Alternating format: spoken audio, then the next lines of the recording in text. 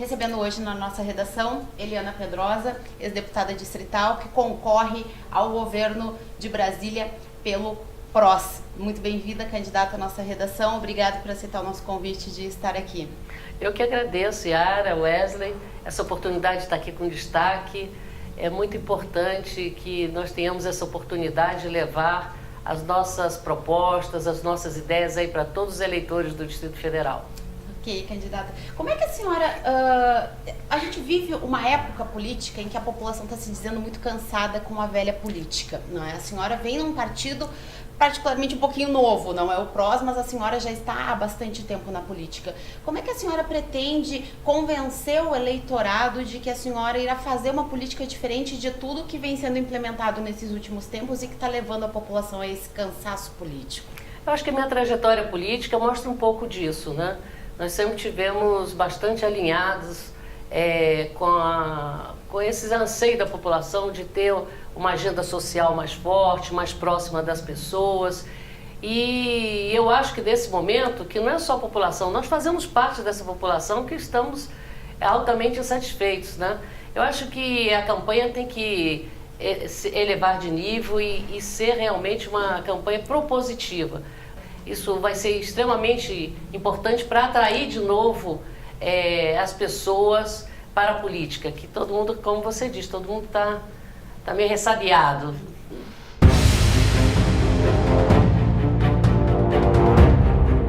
A gente sabe que nesses últimos 4 anos do atual governo, um dos principais problemas enfrentados foi essa relação com a Câmara Legislativa. A base se destituiu e o atual governador enfrentou uma série de dificuldades. Como é que a senhora pretende trabalhar, caso seja eleita, para aproximar o Executivo do Legislativo e com isso conseguir aprovar propostas que sejam de interesse da população do governo do Distrito Federal? Veja, esse eu acho que foi um dos grandes problemas do governo atual, que foi a falta de diálogo, a falta de articulação maior, de aproximação. A Câmara Legislativa, através dos parlamentares, é extremamente importante, porque eles representam a população. Eles foram eleitos pela população para exercer esse papel de diálogo com o governo, não apenas de fiscalização, não apenas de feitura de leis, mas estabelecer um diálogo com o governo, mostrando aonde tem necessidade de uma obra, aonde um serviço pode ser melhorado. Eu acho que faltou essa compreensão inicial.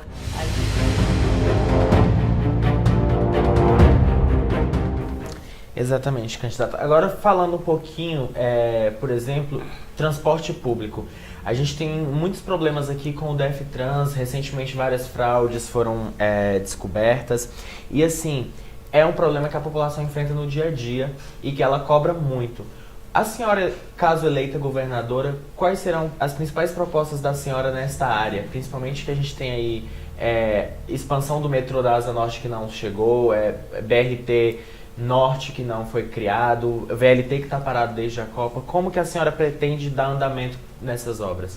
Estaremos olhando isso com muita atenção, porque esse volume que é dito que foi desviado, ele pode servir muito para melhorar bastante o que nós já temos hoje, né? Exigindo mais ônibus, mais linhas, principalmente no horário noturno. Quem trabalha à noite e quem estuda à noite, muitos estudantes estão tendo que faltar a última aula para poder pegar o ônibus e retornar para casa. Os governos passados deixaram o projeto pronto para que você pudesse fazer essa extensão de linha do metrô até o final da Asa Norte. A gente sabe que um projeto de metrô é demorado, você leva 2,5, 3 anos para fazer um projeto.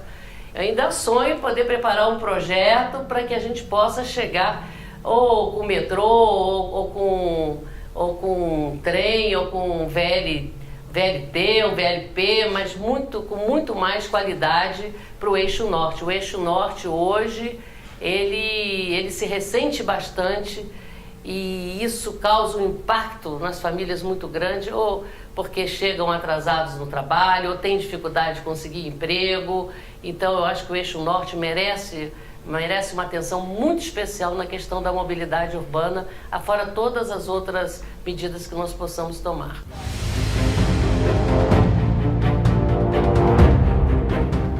entrar um pouquinho na saúde, o DF sofre constantemente com a questão da falta de leitos públicos.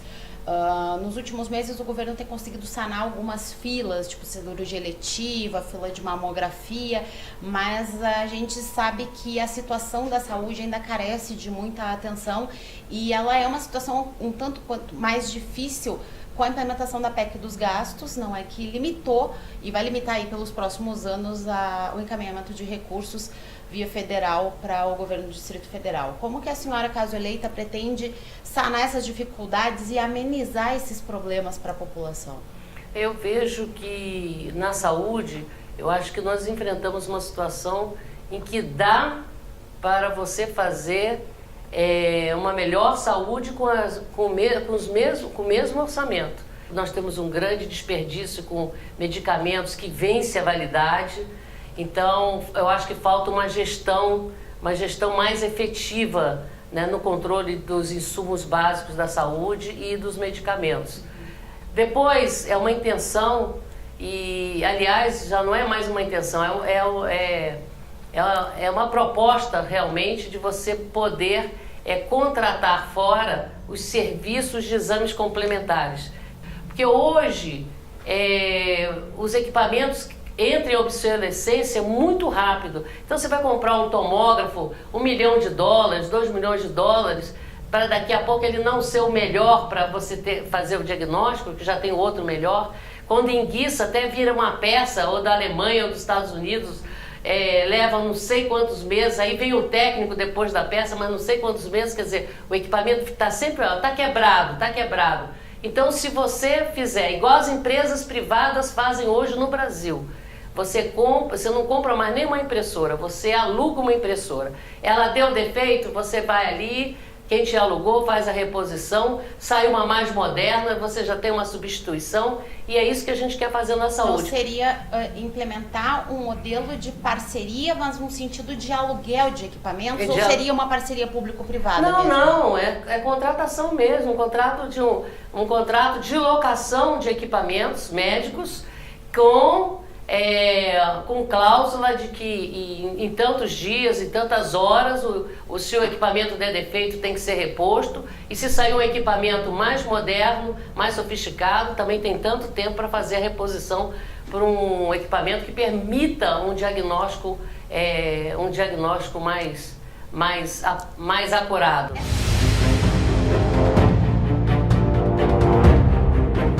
Bom, Eliana, vamos falar um pouquinho sobre segurança? Mensalmente o GDF divulga um balanço onde ele traz os números da criminalidade no Distrito Federal. E tem meses que alguns índices caem, outros sobem, mas desde o ano passado, números como de estupro e de feminicídio vem crescendo muito no Distrito Federal. E isso atinge principalmente as mulheres. A senhora, como candidata, caso seja eleita governadora, como a senhora pretende trazer, principalmente para o público feminino, essa sensação de segurança, já que elas são vítimas de um dos crimes mais bárbaros da nossa sociedade? Uma medida, eu já tinha me antecipado como deputada e tem uma lei da minha autoria, que é a do botão de pânico, principalmente para as mulheres vítimas de violência doméstica, né, em que a mulher, percebendo a aproximação do seu agressor, relacionaria, e a polícia poderia chegar muito mais rapidamente, porque hoje em muitos casos, até que a polícia seja acionada, comunicada, que ela chegue ao local, você já tem assim aquela situação instalada. Mas infelizmente nem o governo Agnello, nem o governo do Hollenberg implantaram esse botão de pânico, né? Para as mulheres vítimas de violência. Então essa é uma medida que eu quero ter a felicidade, se eleita, de poder fazer a implantação disso, né? Mas isso daí atinge um número muito limitado. E o que nós podemos fazer para melhorar a segurança pública? Eu acho que é voltar aquela dupla de Cosme e Damião que percorre ali as quadras, estão mais próximas das famílias, principalmente porque hoje ninguém quer ser testemunha. Então você precisa estar ali aquela dupla para poder escutar da população o que ela vê de mais preocupante na sua região, na sua comunidade, para que a polícia possa se antecipar aos fatos, né? Então, essa questão de voltar às duplas de Cosme Damião, isso implica também em você poder fazer uma recomposição do quadro das polícias, que não dá para fazer tudo de uma vez, porque o déficit hoje é muito grande. Nós estamos com o mesmo efetivo de 1900, o efetivo é até menor do que de 1998. Olha só, a população multiplicou 3 vezes e nós estamos com o efetivo um pouco abaixo disso.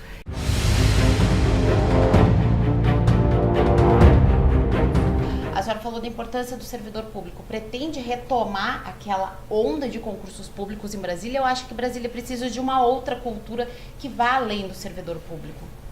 Então, é claro que tem que ser retomado paulatinamente essa questão dos concursos. Eu falo especialmente da Secretaria de Desenvolvimento Social, que hoje você vai nas unidades, você tem, às vezes a unidade tem uma psicóloga, às vezes outra tem uma assistente social. Como é que você toca uma unidade, tipo Ceilândia, com mais de 500 mil habitantes, que você tem o sol nascente, pôr do sol em tantas regiões, com uma assistente social, com 2 assistentes sociais? Então, tem áreas que você tem uma premência de concurso, você tem que olhar o todo e ir organizando esses concursos na medida em que é possível pela lei de responsabilidade fiscal e vendo onde tem mais déficit de profissionais, igual o caso de pediatra, né?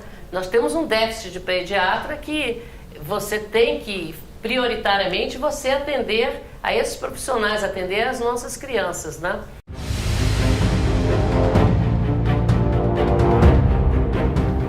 Agora, Eliana, a senhora falou, por exemplo, da mãe ter que ir para o mercado de trabalho, né? Hoje no DF existe um déficit muito grande de falta de vagas em creches, principalmente ali para as crianças de 0 a 3 anos de idade. Que é creche.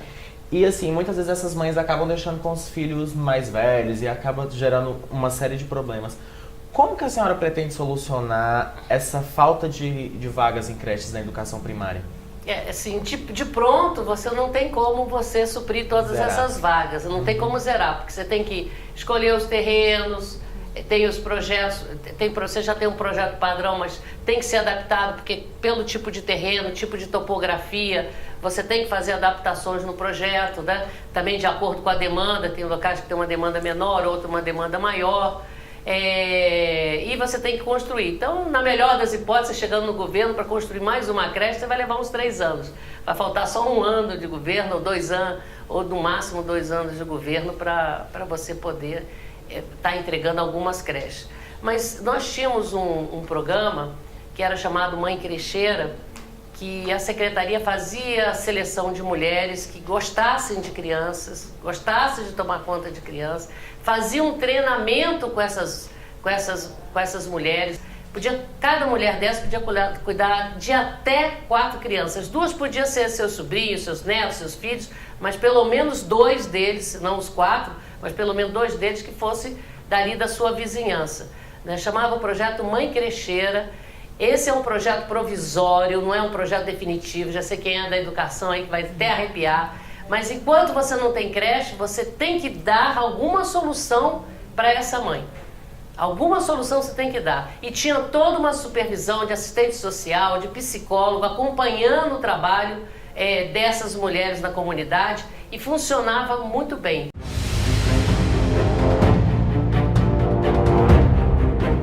Novo centro administrativo, Ana Pedrosa, nunca funcionou, inaugurado no último dia do ex-governador Agnello Queiroz e que agora está num imbróglio judicial que precisa ser resolvido de alguma forma, não é?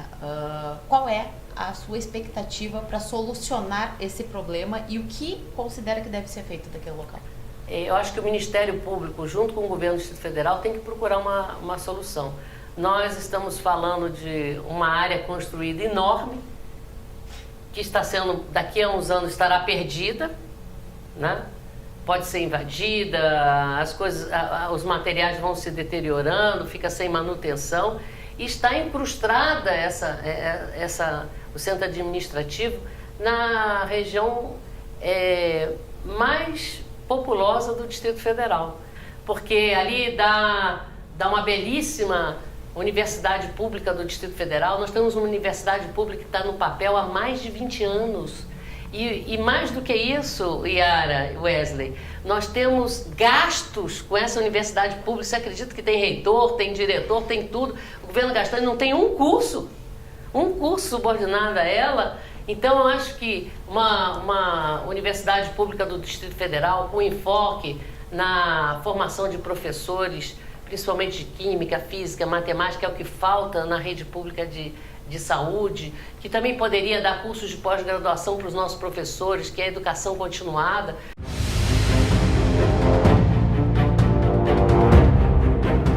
Agora sim, indo para a nossa última pergunta, um tema que é bem polêmico na nossa sociedade é a privatizações de estatais do GDF. A senhora, por exemplo, iria defender a privatizações de SEB, CAESB, até do nosso BRB? Em princípio, eu não penso em nenhuma privatização, mas se é uma empresa estatal, ela vai ter que dar lucro. Ela vai ter que trabalhar para dar lucro, dar uma resposta à população, não apenas com lucro, mas com qualidade de serviço.